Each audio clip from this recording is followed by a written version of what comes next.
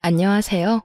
저는 지옥행 열차 티켓을 제 손으로 끊고 탈 뻔하다 그 입구에서 간신히 뒤돌아서 나온 30대 여자입니다. 아직도 그때 그 결혼을 했더라면 어떻게 됐을까 하고 상상하곤 하는데 그때마다 치가 다 떨릴 정도로 몸서리가 다 처집니다. 몸서리가 다 처질 만큼 치가 떨렸던 저의 파혼 과정 한번 들어보실래요? 저와 남자친구는 3년을 연애한 사이였어요. 남자친구는 34살, 전 29살. 결혼을 생각해야 하는 나이였던 것도 맞지만 남자친구와 결혼 결정을 하게 된 것은 오직 나이만은 아니었죠. 3년이란 시간 동안 제가 봤던 남자친구는 다정했고 밝았으며 한결같았어요. 훗날 이런 남자가 내 아이의 아빠가 된다면 더없이 좋겠다는 생각을 하는 순간들이 많았고 그런 생각들이 짙어질수록 결혼이라는 단어가 낯설지 않게 느껴졌습니다. 그런 저의 생각들이 얼마나 잘못된 생각이고 크나큰 착각인지 알게 된 것은 그리 멀지 않은 어느 날이었죠. 저와 남자친구는 결혼 약속과 함께 식을 올릴 시기까지 생각하고 있었어요. 하지만 결혼 이야기가 오갈 당시 예비 시부가 오랜 지병으로 인해 돌아가시는 바람에 결혼은 자연스럽게 1년이 미뤄지게 되었어요. 그렇게 시간이 흐르고 다시 결혼 이야기가 나오고 있었고 미뤄진 만큼 저흰 서두르기로 했죠. 남자친구는 외동이었는데 예비 시모는 장례식장에서 잠시 인사만 나눠봤을 뿐 제대로 만나 인사를 나눈 적이 없었어요. 상견례를 하기 전 한번 뵙기는 해야 한다는 생각은 가지고 있었는데 그 기회는 생각보다 빨리 찾아왔습니다. 본격적인 결혼 이야기가 오가면서 진지하게 현실적인 부분에 대해 이야기를 나눴어요. 그간 두루뭉술하게 이야기를 나눈 적은 있었지만 이토록 하나부터 열까지 각 잡고 이야기를 나눠본 것은 처음이라 묘한 긴장감이 다 들더군요. 그렇게 시작된 이야기는 가장 중요한 집부터 시작됐어요. 자기랑 나랑 가진 돈으로 집은 어느 정도 해결되지 않을까? 물론 대출은 조금 껴야겠지만 이 정도 대출은 둘이 갚으면 금방일 것 같은데 어때? 괜찮긴 한데 사실은 우리 엄마가 신혼집으로 미리 마련한 집이 있다고 하시더라고. 자기만 괜찮다면 거기는 어때? 아 정말? 집을 사서 오라는 것도 아니고 사두신 집이 있다는데 뭘 물어. 그냥 감사합니다 하고 들어가서 살면 되지. 그러면 내가 가정가구 마련하면 되지? 남는 돈은 어머니 드리든가 하자. 그러면 일단 집부터 좀 봐야겠네. 분위기도 좀 봐야 하고. 수리할 곳이나 인테리어 필요한 곳 있으면 미리미리 해야 하니까. 아무래도 그렇겠지. 그러면 내가 엄마한테 정확한 위치 물어볼게. 사실 나도 자세히 못 들어서 정확한 위치는 몰라서 말이야. 응. 그러면 저녁에 연락해줘. 그렇게 저흰 집은 미뤄두고 다른 이야기를 나누며 의견을 조율해갔고 생각보다 그 과정은 순조로웠어요. 결혼이 미뤄진 1년 동안 알게 모르게 나눴던 이야기들이 있어서도 그랬고 웬만한 부분은 모두 저에게 맞춰주려 남자친구가 노력한 덕분도 있었죠. 만족스러운 대화를 끝내고 집으로 돌아와 있으니 남자친구에게 연락이 왔고 돌아오는 주말에 예비 시모와 함께 집을 보러 가자더군요. 그렇게 약속된 주말이 왔고 만나기로 한 카페로 갔더니 오기로 한 남자친구는 보이지 않고 남자친구와 똑 닮은 예비 시모만 절 기다리고 있더군요. 어찌나 닮았는지 한 번도 본 적이 없던 예비 시모를 한눈에 알아봤고 예비 시모 역시 저를 사진으로 많이 봤던 터라 저를 보며 미소를 지어 보이더군요. 그렇게 저흰 헤매는 일 없이 서로를 마주하게 되었고 남자친구도 없이 예비 시모와 본격적인 인사를 나누게 되었어요. 그때 장례식장에서 보고 긴가민가 했는데 만나서 반갑네. 사진보다 실물이 훨씬 예쁘구나. 아니에요. 어머님이야말로 너무 아름다우신걸요? 어쩌면 이렇게 동안이세요? 저 깜짝 놀랐어요. 고마워. 아, 우리 아들은 회사에서 갑자기 연락이 와서 급히 나가더라고.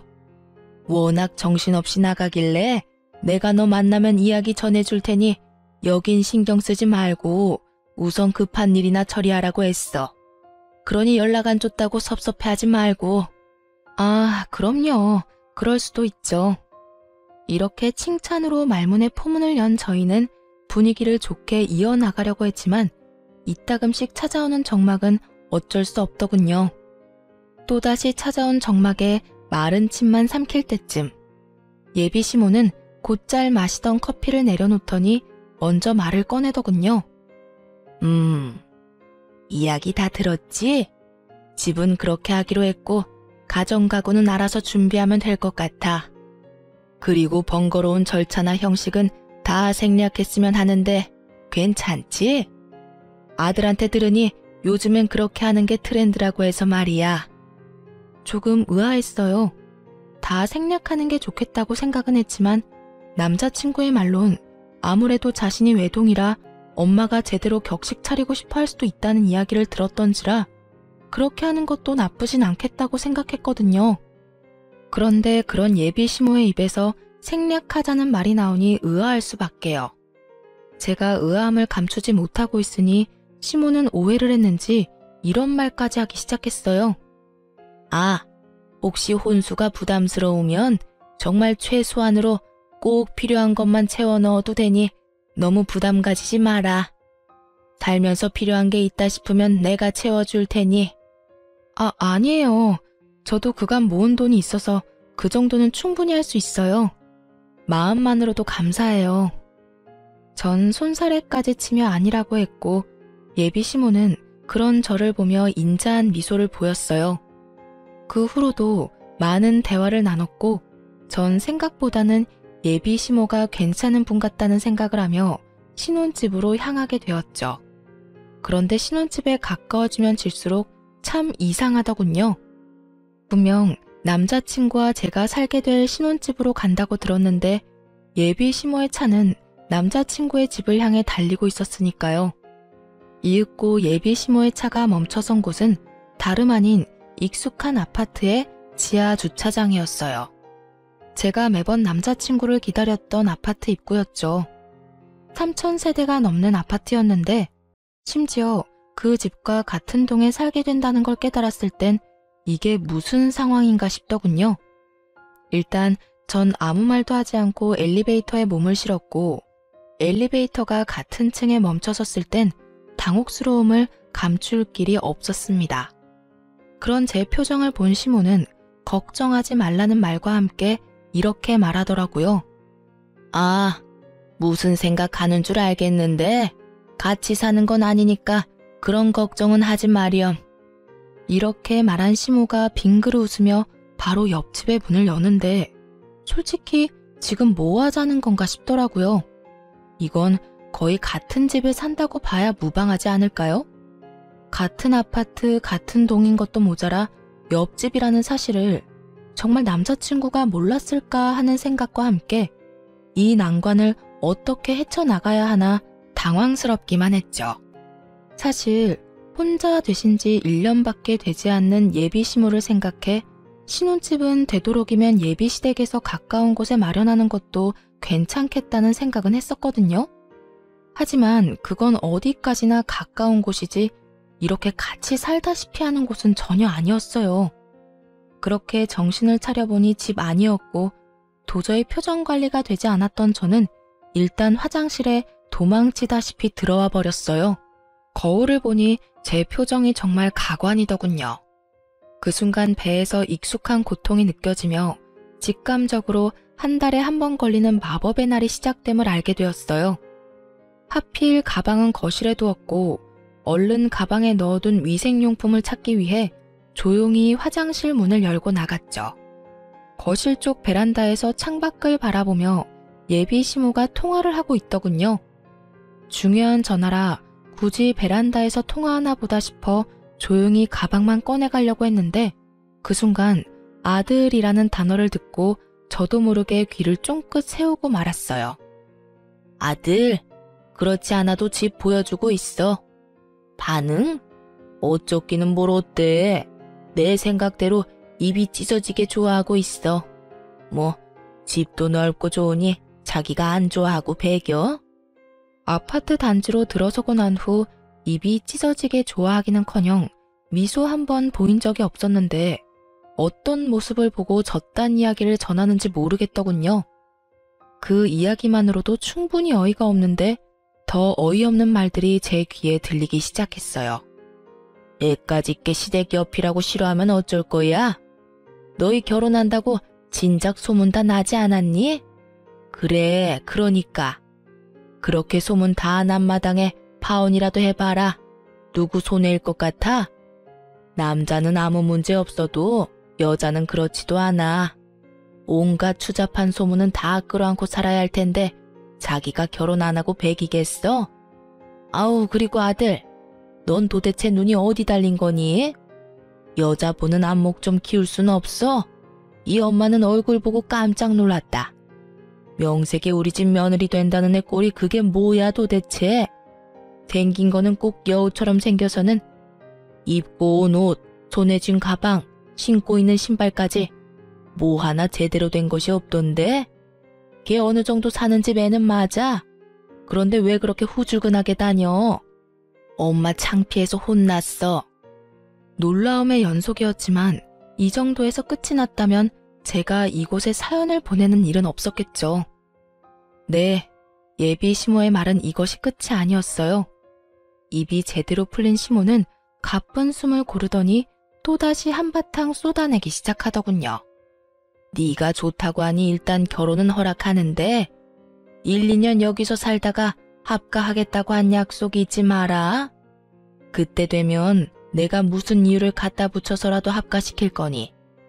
저의 꼴을 보아하니 훗날 태어날 우리 손주 교육이나 제대로 시키겠나 싶어서 그래. 그것뿐이겠니? 우리 손주도 자기처럼 없어 보이게 입히고 키울 거 아니야. 내가 그 꼴을 어떻게 보니? 그러니 너도 그런 줄 알고 그때 가서 군말할 생각도 하지 마. 일단 네 말대로 맨몸으로 와도 아무 상관없다는 식으로 말도 흘렸고 분위기도 좋게 만들어놨으니 결혼해서 저 물건 꽉 잡고 산다는 약속이나 지켜. 아, 그리고 내가 어떤 시집살이를 시키든 상관하지 않겠다는 약속도 잊지 마려무나.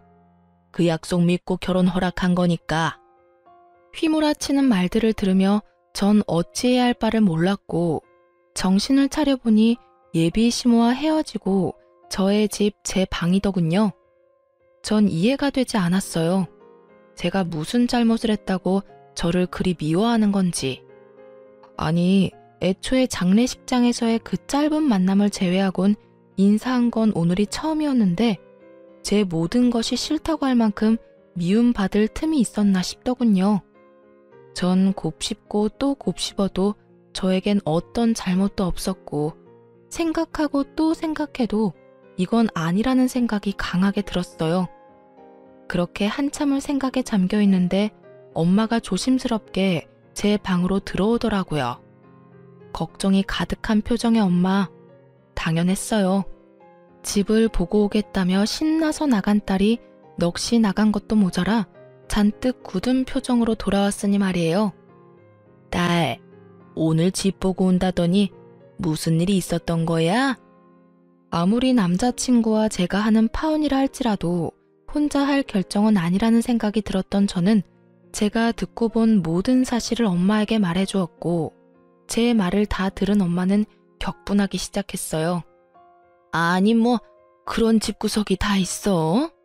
어떻게 된 집구석이면 결혼을 하기도 전에 남의 집 귀한 딸을 합가시킬 계획까지 세우고 있냐고. 뭐? 시집살이? 자기가 뭔데 내 딸한테 시집살이를 시켜? 그니까 나도 깜짝 놀랐어. 카페에서 이야기 나눌 때까지만 해도 전혀 그런 사람이 아니었거든? 그런데 남자친구랑 통화하면서 그런 말을 하는데 순간적이지만 같은 사람이 맞나 하는 생각까지 들었어. 그 애미의 그 아들이란 말이 이런 경우에 쓰는 말인가 보다. 자기 엄마가 그런 생각을 하면 뜯어말릴 생각을 해야지. 한 가정의 가장이 되겠다는 놈이 좋아서 같이 짝짝꿍하는 꼴이라니. 너 이 결혼 안 할 거지? 아무리 생각해도 아닌 것 같아. 그래, 이혼보단 파혼이야. 요즘 세상의 파혼은 흠도 아니야. 동거하다 찢어지는 사람들도 수두룩인 세상에 파혼이 무슨 흠이나 되겠어? 알고 있어. 그런 걱정은 하지도 않았고. 그래. 아휴, 파혼할 때 하더라도 상견례 자리는 마련해. 그 뻔뻔한 여자 얼굴은 한번 봐야겠으니. 파혼까지 하는 마당에 굳이? 왜 그런 시간 낭비를 해야 해? 시간 낭비되지 않게 알찬 시간 보내고 올 거니까 넌 잔말 말고 자리나 마련해. 그 순간 엄마의 눈은 반짝이고 있었고 전 엄마의 말대로 상견례 약속까지 잡게 되었어요. 상견례 날이 다가오고 모든 사실을 전해들은 아빠가 역정을 내며 그 집구석 박살을 내버리겠다고 한바탕 난리가 났더랬죠. 딸바보 아빠가 제 앞에서 그렇게 화낸 걸 본 적이 없었는데 엄마의 눈빛에 다시 순한 양이 되어선 엄마와 저만 상견례 자리로 향하게 되었죠. 아빠가 참석하지 않은 사실을 당일에야 알게 된 예비 시모는 눈에 보일 정도로 인상을 찌푸리고 있었지만 그 온화한 말투는 잃지 않고 있더군요. 엄마는 예비 시모의 모든 말들을 건성으로 대답한 채 주문을 했고 주문을 마친 엄마는 준비한 말들을 쏟아내기 시작했어요. 애들 신혼집 이야기는 들었습니다만 제 생각엔 34평은 좀 작은 것 같네요. 그러지 말고 이렇게 하는 건 어떨까요? 저희도 놀고 있는 집이 한 채 있는데 그 집에서 애들 시작하게 하는 걸로요. 엄마는 손을 닦고 있던 물수건을 내려놓으며 말했고 시모는 당황한 듯 눈썹을 들썩이며 답을 하더군요. 예? 34평이면 둘이 살기엔 부족함이 없을 텐데요. 아니 평수는 떠나서 위치도 좋고 집값도 꽤 나가는 곳이라 미리 받아두면 애들 앞으로 사는데도 도움이 될 겁니다. 그러니 집은 원래 계획대로 하는 게 좋을 것 같네요. 그런 거라면 걱정하지 않으셔도 되는 게 저희가 가지고 있는 집도 가격은 만만치 않아서요. 위치가 어디쯤인가요? 아시죠? 땡땡동의 땡땡땡 아파트. 거기 50평대라 살기는 더 좋을 거예요. 위치가 더 좋은 건 물론이고요. 이 정도는 돼야 애들 앞날에 도움 정도는 되지 않을까요? 누가 봐도 제 말이 맞을 텐데요. 엄마는 작정을 한 듯 눈 한번 피하지 않고 예비 시모의 말에 대응하고 나섰고 예비 시모는 이런 상황은 전혀 예상하지 못한 듯 차가운 물만 마시고 있더군요. 어느 아파트인지 들은 남자친구가 적잖게 당황한 듯 말까지 더듬기 시작했죠. 거기 혹시 미연이가 지금 사는 곳 아니에요? 왜 아니야? 맞아. 내가 말한 노는 집이 사실은 우리 집 위층이야. 층간소음 때문에 고생 꽤 했었는데 윗집 이사 간다는 소식 듣고 그냥 사버렸거든. 와봤으니 할 테지만 전망도 좋고 교통편도 좋고 여러모로 지금 계획하고 있는 집보단 낫지 않겠어? 그래요. 엄마가 말한 빈집은 저희 집 위층으로 엄마의 말대로 꽤 긴 시간 층간소음으로 고생을 하고 있었는데 윗집이 나간다는 소식과 함께 그냥 그 집을 사버렸던 것이었습니다. 그 당시 집에 여윳돈이 있기도 했고 그땐 집값이 지금처럼 비싸진 않았던 터라 부담이 되긴 했어도 큰 고민 없이 내린 결정이었죠. 그 뒤론 세입자를 가려가며 받고 있었고요. 엄마의 말이 끝나자 남자친구는 다시 입을 다물어 버렸고 예비 시모는 목에 핏대까지 세우며 엄마에게 따지고 들더라고요. 그건 완전 처가살이와 마찬가지 아닌가요? 제 아들이 뭐가 모자라서 처가살이를 해야 하는 건가요? 왜 우리 귀한 외동아들이 처가살이를 해야 하냐고요? 목에 핏대까지 세우며 노발대발하는 예비 시모와는 달리 엄마는 무서울 정도로 평정심을 유지하며 말을 했어요. 자식이 하나든 둘이든 기약인 매 한 가지인데 왜 우리 딸은 그딴 집에서 살게 하려고 했나요? 시집살이나 다름없는 그딴 집에서 말이지요. 엄마의 말에 예비 시모는 코웃음을 치며 이렇게 말하더군요. 그거야 남자하고 여자하고 같나요? 여자는 시집 오면 죽어서도 시댁 귀신인데 당연히 시댁 가까이 있어야 하는 거 아닌가요? 그리고 양가 부모님 다 계시는 그쪽 상황과는 달리 전 작년에 애 아빠도 떠나보내고 저 혼잔데 그 정도 욕심 정도는 좋게 봐주실 수도 있잖아요. 예비 시모는 말이 끝나자 남자친구는 머리를 긁적이며 자기 엄마 편을 들고 나서더라고요. 그래요, 장모님. 아버지 돌아가신 지도 얼마 안 돼서 한동안은 제가 가까이에서 지내고 싶어요. 그러니 조금만 이해 부탁드립니다. 제가 장모님 소중한 딸 귀히 여기고 아끼며 잘 살겠습니다. 귀히 여긴다는 말을 듣고 있는데 저도 모르게 피식 웃음이 터져나오고 말았어요. 귀히 여겨? 한동안? 너는 한동안이 한평생이야? 1, 2년만 살다가 너희 집으로 합가할 거란 말은 왜 쏙 빼?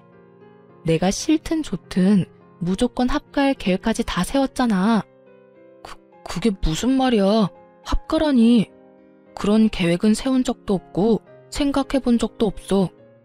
뻔히 다 알고 있는데 절대 아니라고 발뺌을 해대는 남자친구를 향해 무서운 표정을 한 엄마가 또박또박 큰 소리로 말했어요. 절대 아니라고 하니 우리가 말하는 집에 들어와서 살아도 상관없지. 사돈 될 집이나 남편 될 놈이나 하고 있는 꼴을 보니 내가 안 되겠다 싶어서 그래.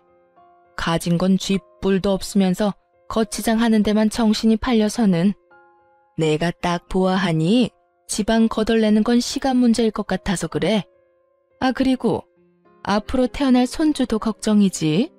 그딴 집에서 애 교육이나 똑바로 하겠어? 아무래도 걱정되어서 내가 옆에다 끼고 키워야지 원. 둘은 익숙한 말을 그대로 돌려받은 후에야 비로소 그때 제가 듣고 있었단 걸 눈치챘더라고요. 남자친구는 안절부절 못하고 제 눈치를 살피는 반면 시모는 붉어진 얼굴로 저를 쏘아보며 묻더군요. 다 들었던 거니? 네, 공교롭게도 다 들어버렸네요.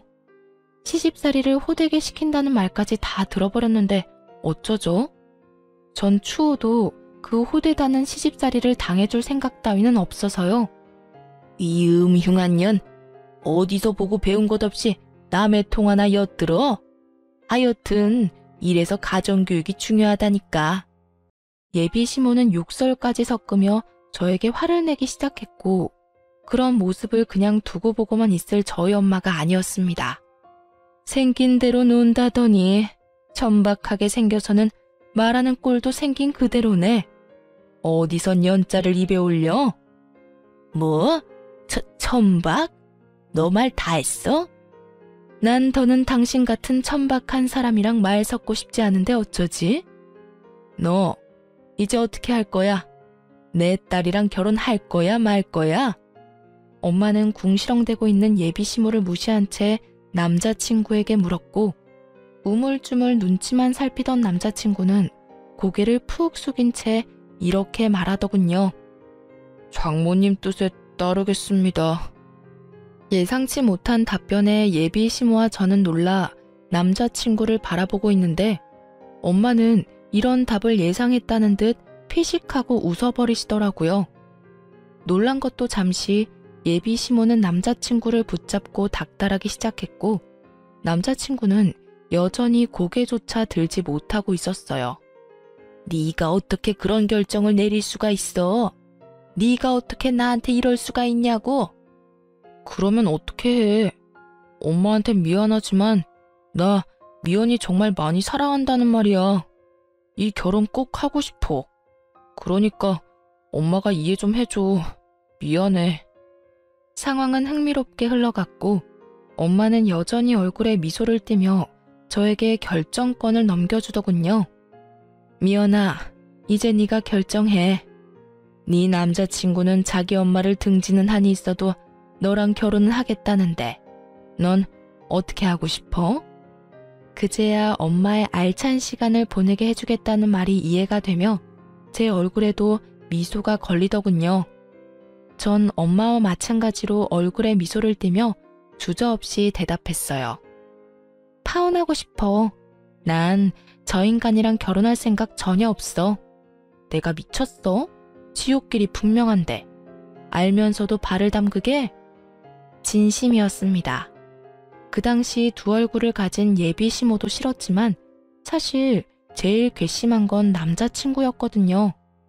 모든 사실을 알고도 나를 속이고 결혼하려던 남자친구는 도저히 용서도 되지 않을 뿐더러 한 번 한 거짓말이 두 번, 세 번은 못하겠냐고요. 시집살이 시키려는 시모와 온갖 거짓말로 엄마 편만 들여는 남편의 모습이 뻔히 그려지는데 제 앞날을 알고도 파혼을 선택하지 않을 이유는 없더라고요. 자기야, 파혼이라니. 우리 3년이나 만났어. 그런데 이제 와서 이런 일로 무슨 파혼이야? 내가 자기 뜻대로 다 한다니까. 그러니까 제발 마음 한 번만 돌려줘. 야, 돌리긴 뭘 돌려? 이딴 년 나도 싫다. 감히 어디서 네가 뭔데 내 아들한테 파혼을 운운해? 내가 뭐긴 뭐예요? 이 파혼의 당사자죠.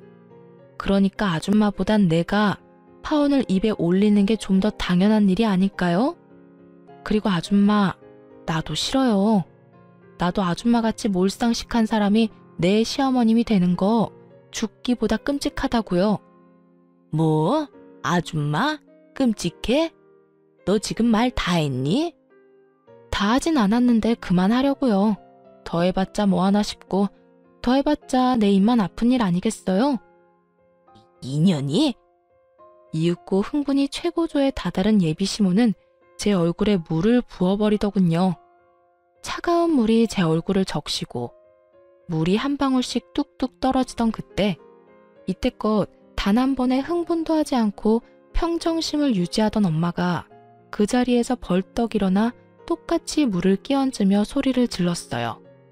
이 미친 여자가 기어코 내 딸한테? 이 여자가 어딜 감히? 너 미쳤어? 미친 건 너지. 어디 내 딸한테 물을 끼얹어 물을. 내가 생각 같아선 오물이라도 끼얹고 싶은데 화장실이 멀어서 참는 줄 알아.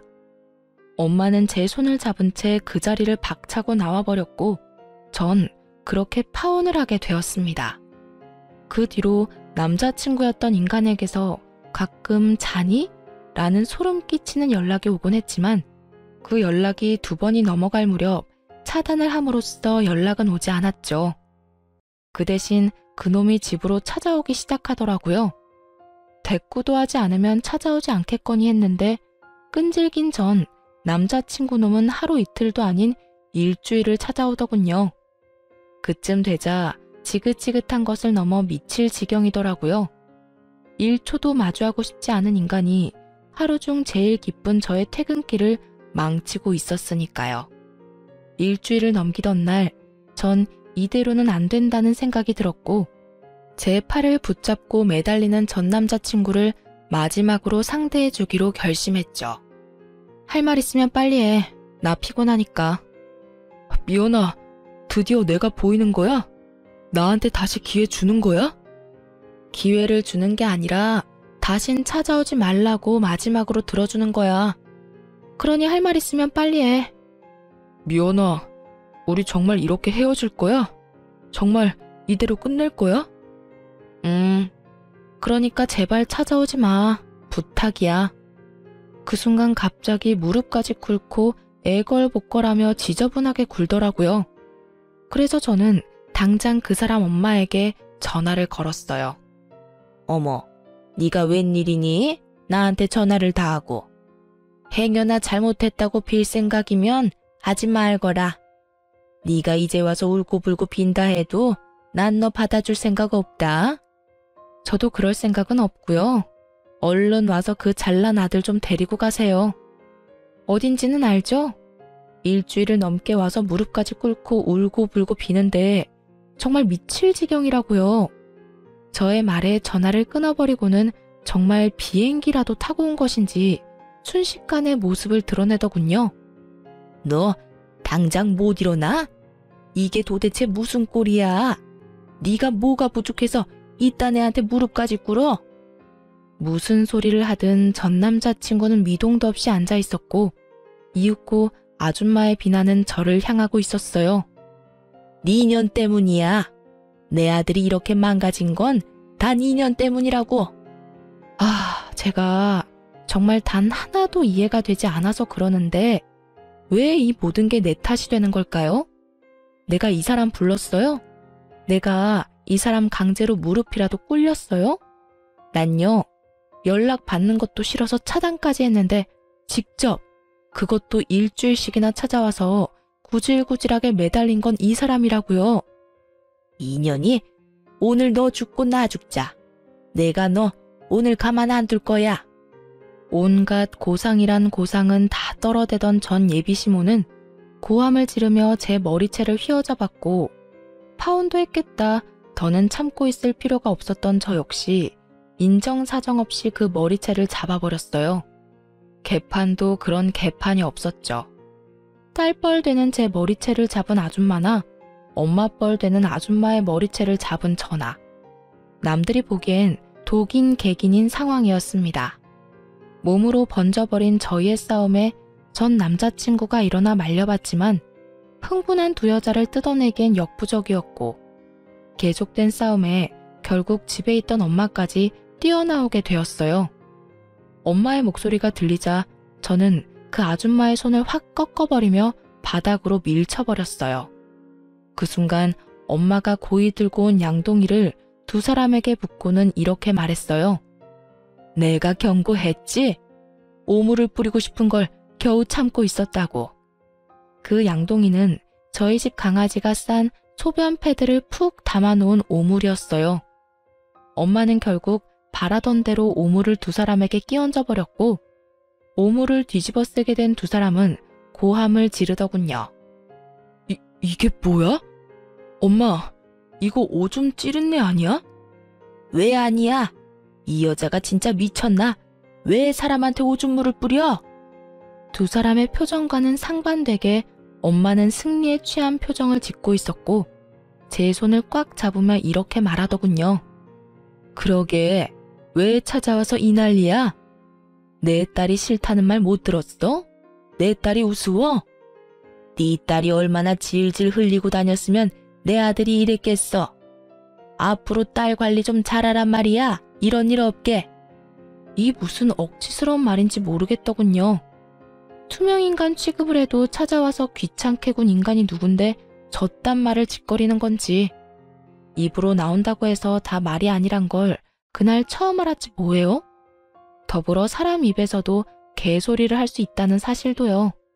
엄마는 코웃음을 치며 말했습니다. 까고 있네 정말.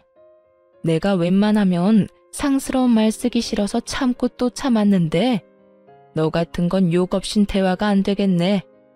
야 이 미친년아, 정신 차려. 내 딸이 흘린 게 아니라 네 아들이 내 딸 못 잊어서 미쳐 날뛰는 거야. 알겠어? 그러니까 네 아들 다리 몽둥이를 꺾어버리든 누나를 뽑아버리든 그건 알아서 하고 불구를 만들어서라도 우리 눈앞에 보이지 않게 해. 다시 한번 내 딸 앞에 얼씬거리는 날엔 경찰에 신고할 테니 그런 줄 알아. 엄마는 욕이라곤 모르는 사람인 줄 알았는데 생각보다 엄마의 욕은 화려했고 경고는 강했어요. 그 이후 그 인간들의 소식은 들을 수도 없었으니까요. 그렇게 5년이란 시간이 흘렀어요.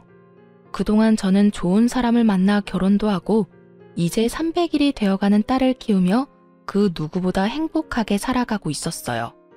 그런데 얼마 전 딸이 감기에 걸려 동네 인기 있는 소아과에 딸과 함께 방문하게 되었어요.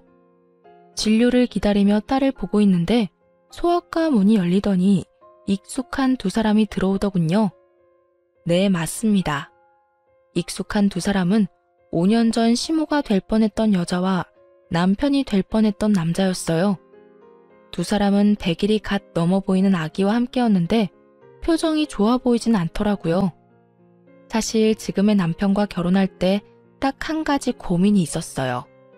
그 사람이 신혼집으로 본인이 살던 집에서 시작하자고 말했는데 하필이면 예전 제 시댁이 될 뻔했던 집과 정말 가까웠거든요. 하지만 설마 마주칠까 하는 마음이 있기도 했고 마주친다 한들 이미 끝난 사이인데 무슨 상관이냐 싶어 고민 끝에 그냥 살기로 한 것이었는데 다른 곳도 아닌 소아과에서 마주칠 줄은 꿈에도 몰랐던 거죠. 두 사람은 저를 발견하지 못한 듯 서로에게 언성을 높이며 대화를 하고 있더라고요. 이게 뭐야? 일도 제대로 못하고. 이게 다 엄마 때문이야. 이게 왜 또 내 탓이야? 엄마 말처럼 멍청한 애 찾아서 결혼했으면 잘해주기라도 했어야지. 설득하는 것도 아니고 강제로. 그것도 애 낳자마자 합가라니 나 같아도 싫겠다고. 거기에다 출산한다고 몸도 성치 않는 사람 그렇게 쥐잡듯이 잡으니 걔가 안 도망가고 버텨? 나라고 그럴 줄 알았겠니? 애도 낳았겠다. 애 위해서라도 참고 살 줄 알았더니 그리고 말은 바로 해라. 멍청하기는. 멍청한 애가 이혼할 때 위자료를 그렇게나 뜯어간다니? 애도 딱 주고 가는 거 봐. 보통 내기가 아니라고. 넌 어떻게 그딴 애를 데리고 와서는 아휴 너 때문에 이 나이에 이게 무슨 고생이야? 누구 탓을 하는 거야 지금? 좋은 베이비시터 구하면 뭐하냐고. 들어오는 족족 엄마가 구박을 그리 해대는데 누가 버텨? 이제 소문 쫙 나서 웬만큼 돈 올려준다고 해도 안 온다고 하더라. 어떻게 할 거야?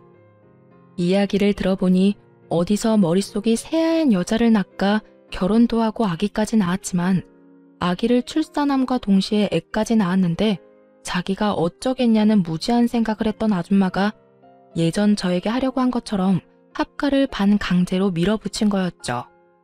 산후조리도 제대로 하지 않은 여자에게 모진 시집살이를 시켰고 그걸 견디지 못한 여자는 자식이고 뭐고 이혼 소송으로 위자료만 잔뜩 챙겨갔다더군요.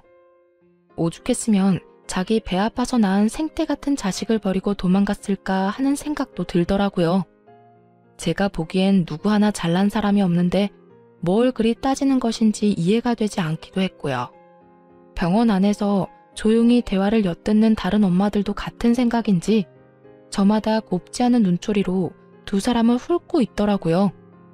그렇게 주변의 시선 따윈 신경 쓰지 않고 열심히 열을 올리며 서로의 탓으로 돌리던 순간 전 남자친구의 눈과 딱 마주쳐버렸고 피하기엔 늦은 상황이 되어버렸습니다. 꼴에 결혼은 했나 보네. 쟤 하고 있는 꼴을 봐라. 너 그때 엄마 버리고 쟤하고 결혼해서 봐라. 네가 지금 어떤 꼴로 살고 있을지 안 봐도 뻔해. 예전엔 저 정도는 아니었는데 좀 그렇긴 하네. 그땐 네 눈에 콩깍지가 씌었었고 거봐 엄마 말 듣기 잘했지? 꼴값이지도 않더라고요. 자식 아파 소아과 가는데 집에 있는 비싼 옷 갖춰 입고 가는 게 더 웃긴 거 아닌가요? 그리고 저요. 꼴이라고 불릴 만큼 허름한 행색도 아니었어요. 그저 이름난 브랜드 옷이 아닌 예전부터 그러했듯 품질 좋고 가격도 착한 그런 옷을 입고 있었어요. 보기에 싸구려 같은 옷도 아니었고요.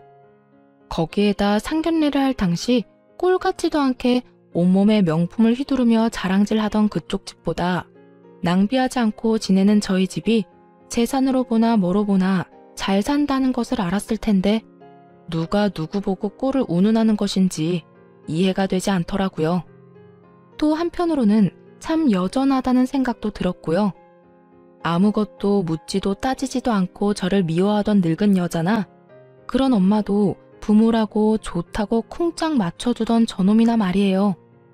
이런 저의 마음을 아는지 모르는지 한참을 제 귀에 다들리게 쑥덕대던 두 사람은 본인들의 차례가 되었는지 진료실로 들어가고 전 예약을 하지 않고 갔던 터라 두 사람보다 더 늦게 진료를 보고 병원을 나서게 되었어요. 딸의 감기가 심하지는 않다는 말을 듣고 보다 가벼운 발걸음으로 병원 나서는데 글쎄 그 두 인간이 병원 입구에 서성이고 있는 것이 아니겠어요? 제가 진료를 보기 한참 전에 진료를 다 보고 나가는 것을 봤는데 이때껏 그 앞을 서성이고 있다니 정말 뭐하는 인간들인가 싶더군요. 뭐 반가운 얼굴이라고 굳이 얼굴을 내비치나 싶기도 하고요. 두 사람은 저의 예상대로 저를 기다린 것이 맞는 듯 눈을 반짝이며 오더군요. 그리곤 아직 하고 싶은 말이 남았는지 쉬지 않고 제 험담을 하기 시작했어요. 쟤 어떤 집에 시집 갔는지 뻔하다 뻔해. 보나마나 별 볼 일 없는 집에 시집 갔겠지. 제 성격도 성격이지만 그 정신 나간 여편네 고약한 성격에 어디 제정신 박힌 남자가 장가 왔겠어? 어디 멍청한 놈 하나 물어서 결혼했을 거야. 하긴 제 사귈 때도 성깔 보통 아니었어. 그나저나 같은 남자로서 제 남편 불쌍하네. 어쩌다 저런 애랑 결혼해서 애까지 낳았으니 이제 끝이지 뭐.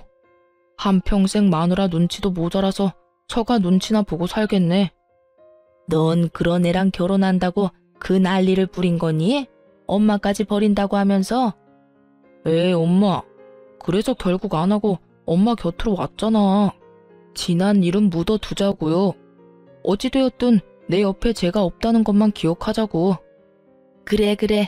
그때 파혼한 게 정말 천만다행이야. 정말 웃기지 않나요?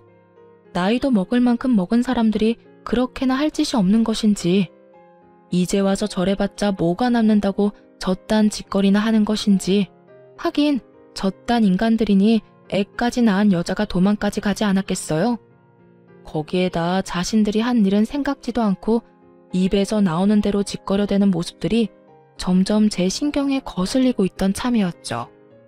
더러워서 피하려고 했던 저의 인내심이 바닥나며 한마디 해야 하나 말아야 하나 망설이던 순간 익숙한 자태를 뽐내는 외제차가 급하게 멈춰서더군요. 여보! 저의 입에선 여보라는 말이 흘러나왔고 차에서 내린 말끔한 차림의 남편이 저에게 허겁지겁 달려왔어요. 여보, 당신 진짜 이럴 거야? 저의 남편인 걸 확인한 지금 저는 보았어요. 두 사람의 입이 정말 거짓말 하나 보태지 않고 쩍 벌어지는 모습을요. 어느새 차에서 내린 남편은 걱정스러운 눈빛으로 제 앞에 서 있었고 저는 출근한 사람이 여기 왜 있나 싶었어요. 응? 내가 뭘? 무슨 일 있어? 여긴 어떻게 왔어? 무슨 일 있지? 병원 갈 거면 나한테 말하라고 했잖아. 내가 같이 간다고. 왜 혼자 왔어? 병원이 천리말리 있는 것도 아니고 걸어서 충분히 올 수 있으니까 그냥 왔지. 그나저나 당신 오늘 이혼 상담 있다고 하지 않았어? 중요한 분이라고 준비 오래 했었잖아. 그건 어떻게 하고 여길 와? 지금 그깟 클라이언트가 중요해? 우리 집 두 여자가 나도 없이 병원에 갔다는데 어쩐지 장모님한테 전화드리고 싶더라니. 장모님한테 당신 병원 갔다는 말 듣자마자 상담 다 미루고 왔어. 네, 제 남편은 보시다시피 팔불출이고 꽤 능력 있는 변호사예요. 오늘 중요한 분과 상담이 있다길래 일부러 아무 말도 하지 않고 딸과 함께 병원에 왔던 것인데 남편이 결국 알고 득달같이 쫓아왔던 것이었어요. 남편은 자연스럽게 저의 품에 있던 딸을 받아 안았고 곁눈질로 두 사람을 보니 여전히 벌어진 입을 다물지 못하고 있더군요. 그랬겠죠.